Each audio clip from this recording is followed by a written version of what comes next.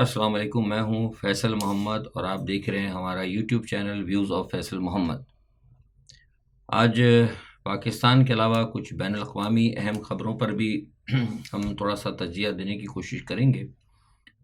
اس میں سب سے پہلے اہم جو ہے بات وہ اس وقت دنیا میں آپ کو پتہ ہے، جیسے ہم نے 2 دن پہلے کہا تھا کہ 2 بڑوں کی ملاقاتیں، میری ملاقات پیوٹن سے اور چینی قیادت پریزیڈنٹ شی سے ہے۔ انہوں نے ملاقات کی، گزشتہ یہ جو دورہ آج اختتام پذیر ہوا ہے انتہائی اہمیت کا حامل ہے، کیونکہ اس کے اندر بہت سارے معاملات جو اس وقت دنیا میں جنگیں چل رہی ہیں، بہت سارے جو معاملات چل رہے ہیں، اس پہ ان 2 بڑی شخصیات نے ملاقاتیں کی لی ہیں۔ ملاقاتیں تو عموماً لوگ سربراہ مملکت کرتے رہتے ہیں، لیکن یہ 2 بڑے ممالک ہیں اور یہ دونوں ایسے ممالک ہیں جو کہ ایک سپر پاور امریکہ کے مد مقابل ہیں۔ اور یہ ملاقات اس لیے بھی اہم ہے کہ ان دونوں بڑی شخصیات نے اس عالمی سپر پاور کو کنٹین کرنے کا فیصلہ کر لیا ہے۔ اب ان کی کنٹینمنٹ جو ہوگی وہ عسکری سطح پر بھی کی جائے گی، فیصلہ ہوا ہے، اور معاشی سطح پر بھی کی جائے گی۔ فیصلہ یہ بھی ہوا ہے کہ دونوں بڑی شخصیات، دونوں ممالک یعنی چین اور روس، دونوں مل کر اپنے دشمنوں کو طے کریں گے۔ سمجھنے والی بات ہے، اپنے دشمنوں کو طے کریں گے کہ کون کون ان کا مخالف ہے، اور نہ صرف طے کریں گے بلکہ یہ بھی کہیں گے کہ ان کے خلاف ان دونوں ممالک نے یا ان کے اتحادیوں میں بلا شبہ ایران بھی ہے اور شمالی کوریا بھی ہے، اور 1-2 ممالک ابھی مزید آ سکتے ہیں جن کا فی الحال ہم ابھی ذکر نہیں کر رہے، لیکن اس میں پاکستان نہیں ہے۔ میں بتا دوں پاکستان ان کا اتحادی نہیں ہو سکتا، نہ ہے نہ ہوگا، کیونکہ ہم امریکن بلاک میں ہیں بیٹھے ہوئے۔ وہ ان کے خلاف جو ہے باقاعدہ اپنے جو بھی اقدامات ہوں گے وہ کریں گے۔ اچھا، اس تمام پس منظر کے اندر ایک چیز یہ بھی طے ہوئی ہے کہ دونوں ممالک جو ہیں اپنے معاملات، اپنی تجارت جو ہے وہ برکس کے ذریعے، برکس آپ کو پتہ ہے برکس ایک بہت بڑا ایک ہے اکنامیکل، برکس کو بھی وہ اس میں ترقی دیں گے۔ دونوں ممالک اور ان کے ہادی مل کے جو ہیں ڈی ڈالرائزیشن یعنی ڈالر کا جو ہے بائیکاٹ وہ کریں گے۔ اس تمام فیصلے میں جو اہم نکات تھے ان کو طے کرنے کے لیے دونوں شخصیات نے 1.5 گھنٹے بالکل تنہائی میں 1 to 1 ملاقات کی ہے، اور کچھ چیزوں کے بارے میں انہوں نے بڑے فیصلے لیے ہیں۔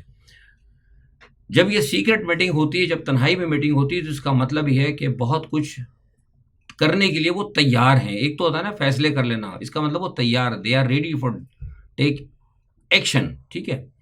اسی وجہ سے شاید غالباً اس 1.5 گھنٹے کی خفیہ ملاقات کے بعد یہ بھی خبر آئی اور کنفرم ہوا کہ چین نے امریکہ کے بہت سارے جو بانڈ تھے وہ بھی مارکیٹ میں بیچنے شروع کر دیے، جس کی وجہ سے امریکہ کو پہلا جو ہے معاشی طور پر بہت بڑا جھٹکا لگا۔ یعنی میں اگر اسے اپنے الفاظ میں کہوں تو یہ کہنا مناسب ہوگا کہ چین نے امریکہ کے خلاف معاشی جنگ کا تو اعلان کر دیا ہے، کیونکہ چائنا کے اوپر امریکہ کا بہت بڑا قرض ہے۔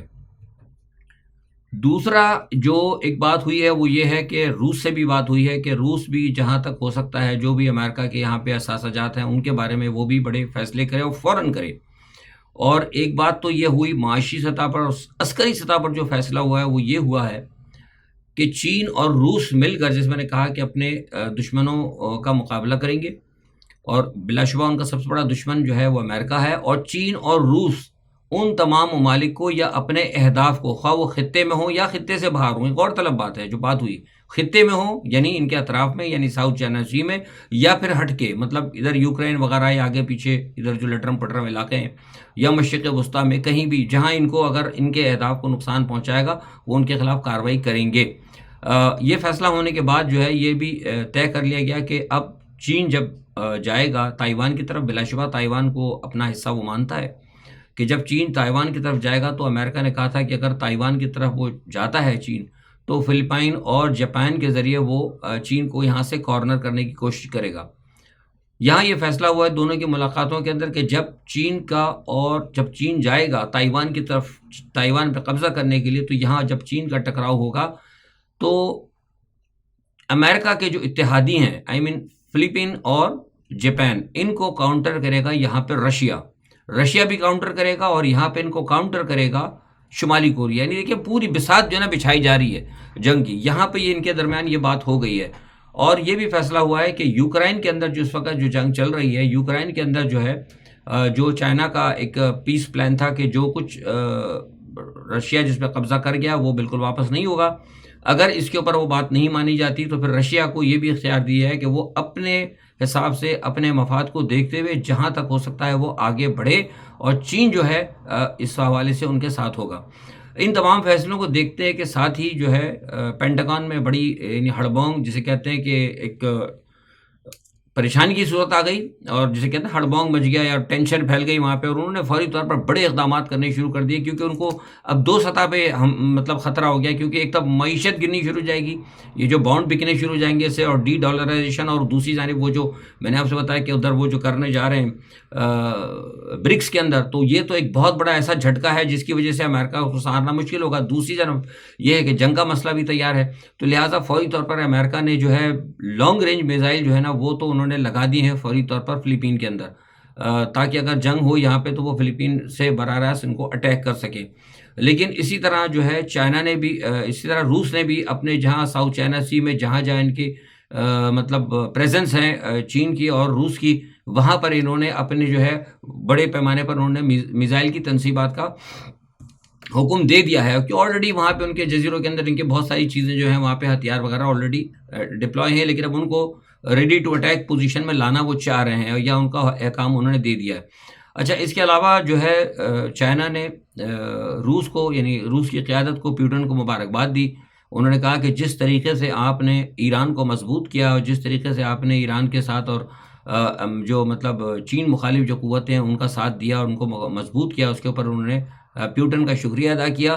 اور یہ بھی بتایا گیا ہے کہ صدر شی نے کہا ہے کہ ہر قیمت کے اندر کہیں بھی کوئی مسئلہ ہوتا ہے تو چین جو ہے اب ہر صورت میں جو ہے روس کے ساتھ کھڑا ہوگا. اور پیوٹن نے بھی یہاں یقین دلایا کہ اگر چین کے ساتھ حملہ ہوتا ہے، کچھ بھی ہوتا ہے، تو ہم دونوں بالکل ساتھ ہوں گے، اور ہمارے اتحادی جو ہے اس حوالے سے چاہے وہ کہیں بھی ہو، کوئی بھی میدان ہو، ہم اس کے اندر ان کا ساتھ دیں گے. تو یہ جو ہے نا ایک بڑی جو ایک نیا ایک صورتحال جو ہے ڈیولپ ہو رہی ہے. اور اب اس کے ساتھ ہی ساتھ جو ہے دوسرا اگر آپ دیکھیں تو آپ کو اگر نظر آئے گا کہ جو یوکرائن ہے وہاں پر جو ہے ان ملاقاتوں کے ساتھ ساتھ، ان ملاقاتوں کے شروع ہونے سے قبل جو اس نے بڑے حملے کرنے شروع کر دیے تھے. اور میں نے آپ کو 2 دن قبل بتایا تھا کہ وہاں حالات بڑے زیادہ خراب ہوئے ہیں، اور خارکیو جو ہے میں نے آپ کو بتایا تھا کہ وہ تقریباً پورا جا چکا ہے.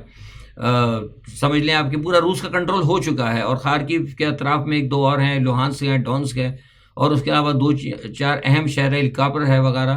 وہاں پہ سب کے اوپر روس ہے جو ہے نا جو اسٹریٹجیکل پوائنٹ، پہلے تو روس ویسے ایک تھا مطلب آگے بڑھا تھا، لیکن اب روس نے اپنی ایک اسٹریٹجی چینج کی، جو کہ ایسے پوائنٹس ہیں جو کہ اسٹریٹجیکل پوائنٹ ہے جہاں سے کہ روس پہ حملہ ہو سکتا تھا.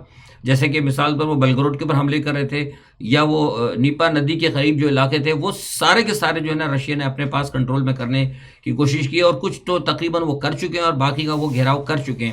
تو دوسرے الفاظ میں اگر میں یہ کہوں کہ یہاں پر یوکرائن کو شکست ہونے جا رہی ہے، تو اس کو میں سمجھتا ہوں کہ کہنا غلط نہیں ہوگا. ابھی تک تو یہ پوزیشن ہے، اور کیونکہ اگر یہ بات انہوں نے ویسے بھی کہہ دی کہ اب وہ کہتے ہیں کچھ لوگ کہ اگر وہاں پہ F-16 آ جائیں تو اس جنگ کا پاسا پلٹ سکتا ہے. لیکن جس طریقے سے بیلاروس کے اندر تیاری کی ہے، کیونکہ روس نے بیلاروس کے اندر نیوکلیئر ہتھیار لگا دیے ہیں، وہ تمام ہتھیار وہ انگلینڈ سمیت پورے یورپ کے کئی ممالک جو ہیں ان کی زد کے اندر ہے، اور وہ بڑے زبردست ہتھیار انہوں نے لگائے ہیں، میزائل بڑے خطرناک لگائے. اور پیوٹن نے یہ کہہ دیا ہے کہ اب کیونکہ اب یہ ملاقات بھی ہو چکی ہے صدر شی سے ان کی، اور صدر شی نے ان کو اوکے بھی کر دیا ہے کہ بھئی اگر کوئی بات ہوتی ہے تو you have to right to take every kind of action. تو اب مجھے لگتا ہے کہ معاملہ جو ہے نا اب خراب ہونے جا رہا ہے. مجھے نہیں لگتا کہ یہ F-16 ان کو دیں گے. اگر F-16 دیا تو اس کا مطلب ہے کہ پھر آپ سمجھے کہ پھر بڑی جنگ جو ہے نا، تیسری جنگ عظیم کی طرف ہم نے پہلا قدم رکھ دینا. یہ صورتحال جو اس وقت خطے کی ہے. اور ساتھ ہی ساتھ یہ بتا دوں کہ غزہ کے اندر جو ہے اس تمام صورتحال کے اندر غزہ میں جو ہے نا وہ اسرائیل کی جارحانہ کارروائیاں جاری ہیں. 45 افراد مزید جو ہے ابھی میں آپ سے بات کروں 4 بجے کا ٹائم ہے پاکستانی، تو 45 افراد تقریباً ابھی بھی شہید ہو چکے ہیں. اور میں نے آپ کو بتایا تھا کہ OIC کا اور بھی اجلاس ہوا تھا، لیکن ابھی گزشتہ دنوں عرب لیگ وغیرہ کی بھی میٹنگ چل رہی ہے، بات چیت ہو رہی ہے. سب جگہ ایک ہی بات کی جا رہی ہے. سعودی عرب بھی، تمام مسلم ممالک ایک ہی بات کر رہے ہیں. وہ بات یہ کر رہے ہیں کہ جناب 2 ریاستی فارمولہ جو ہے ہونا چاہیے. میری ایک بات سمجھ سے باہر ہے. یہ دو ریاستی فارمولہ تو اب ہوگا، وہ تو بات کی بات ہے، پہلے جنگ تو آپ بند کرائیں نا. یعنی یہ کتنی بڑی سازش ہے مسلمانوں کے خلاف کہ ہر جگہ عرب لیگ والے بھی بیٹھتے ہیں تو بھائی دو ریاست ہوگی، ٹھیک ہے مان لیا، لیکن سوال یہ پیدا ہے کہ دو ریاستیں جب تک بنیں گی اس جنگ کو تو روکے نا. اس جنگ کے اندر جب لاکھوں مسلمان مر جائیں گے، جو ہمیشہ میں کہتا ہوں وہ شہید ہو جائیں گے، تباہ و برباد ہو جائے گا سارا، تو وہ دو ریاست کس کی کام آئے گی؟ کیا چند صرف 100 لوگ رہیں گے وہاں پہ؟ گھر نہیں ہوگا، کوئی انفراسٹرکچر نہیں ہوگا، لوگ وہاں پہ نہیں ہوں گے، بچے نئی ان کی نسل پوری ختم ہو جائے گی، تو ریاست کس کے کام آئے گی؟ وہ دو ریاست بنا کے وہ بھی آپ کیا اسرائیل کے حوالے کریں گے؟ یہ ایک بہت بڑی سازش ہو رہی ہے مسلمانوں کے خلاف. لیکن میں سمجھتا ہوں کہ مسلمانوں کو سمجھ میں آ رہی ہے، ہر جگہ سے یہی بات ہو رہی ہے کہ دو ریاستی سلوشن. بھائی دو ریاستی سلوشن اچھی بات ہے، لیکن پہلے یہ سلوشن نہیں لے کے آؤ کہ جنگ کو روکا جائے، اس پہ کوئی نہیں آ رہا. اچھا ایک بات تو یہ، دوسرا جیسے میں نے ابھی اسٹارٹنگ میں کہا تھا کہ کرغزستان کے حوالے سے میں نے جو بات کی تھی کہ کرغزستان میں ایک ناخوشگوار واقعہ ہوا ہے. ہمیں رات کو پتہ لگ گیا تھا، لیکن آپ کو پتہ ہے کہ میرے پاس تو خیر اب اتنا ٹائم نہیں ہوتا کہ میں کوئی فوری طور پر ویلاگ وغیرہ اس طرح کروں. 12 لوگوں کے آپ نے دیکھ لیے ہوں گے. جب ہمیں پتہ لگا تو ہم نے خیر 12 جو تھا وہ ہو سکتا تھا وہ کچھ اطلاع جہاں ہو سکتی تھی وہ گما برا دیا، جہاں تک ہو سکتا ہے. ظاہر سی بات ہے ہمارے اتنے ہاتھ تو لمبے نہیں ہیں. بہرحال یہ کہ ایک افسوسناک واقعہ ہوا ہے اور کہا یہ جا رہا ہے کہ انہوں نے صورتحال کنٹرول میں کر لی ہے، لیکن ابھی پاکستانی وقت کے مطابق 4:30 بجے تک ابھی کوئی صورتحال کنٹرول میں نہیں ہوئی ہے. میں نے وہاں پہ معلومات کی جو مجھے مل رہی ہیں وہ یہ ہے کہ ٹھیک ہے وہ کچھ حملے کچھ علاقوں میں رک گئے، لیکن کچھ علاقوں کے اندر دوسرے شہروں میں ابھی بھی ٹینشن ہے اور ان سے جو ہے ہاسٹل وغیرہ خالی کرائے جا رہے ہیں. یہ خبریں دی جا رہی تھیں کہ اس میں کافی لوگ مارے تو البتہ کوئی نہیں گیا، لیکن 2 اسٹوڈنٹس کی جو ہے نا حالت جو ہے نازک بتائی جا رہی ہے.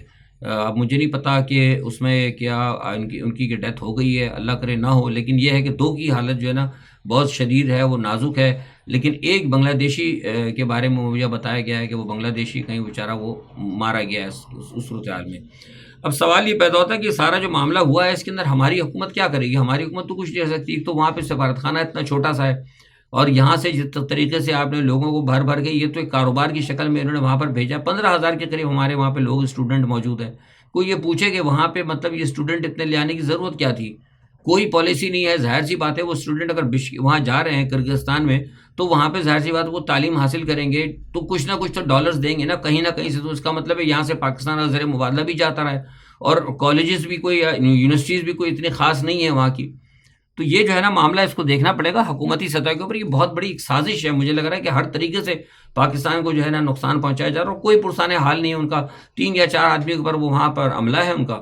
تو بہرحال یہ کہ صورتحال بڑی افسوسناک ہے، لیکن جس طریقے سے یہ بتایا جا رہا ہے کہ جناب وہ نوٹس لے لیا اور فلانا، ایز سچ یہاں پر ابھی تک کچھ نہیں ہوا ہے. بچے وہاں پہ پریشانی کے عالم میں ہیں. لیکن اگر وہی بات ہے کہ اگر ہمارے ملک کے حالات درست ہوں تو کیا ضرورت ہے بچوں کو مطلب یہاں پر جائیں، اپنے ملک میں یونیورسٹیز بنائی جائیں. اب ہمارے ملک میں جو یونیورسٹیز ہیں، کالج ہیں، ان کا تو حال اتنا برا ہے کہ کراچی کے اندر، جو سندھ کی میں بات کر رہا ہوں، سندھ کے اندر پوزیشن یہ ہے کہ جو کراچی شہر کے رہنے والے لوگ ہیں، چاہے وہ اردو بولنے والے ہیں، اس میں ہمارے پنجاب سے آئے ہوئے جو مائگریٹ کر کے لوگ جو کراچی میں فیملیز رہتی ہیں، پختون رہتی ہیں، ان کو تو داخلہ ملتا ہی نہیں ہے. ان کو کہتے اندر داخلہ نہیں ملتا، ان کو کہتے ہیں جناب انٹیریئر سندھ، سارے کے سارے انٹیریئر سندھ کے لوگوں کو داخلہ دے دیتے ہیں. یہاں تو بالکل کسی کو داخلہ نہیں ملتا سندھ کے اندر. آپ دیکھ لیں کیا حال ہے.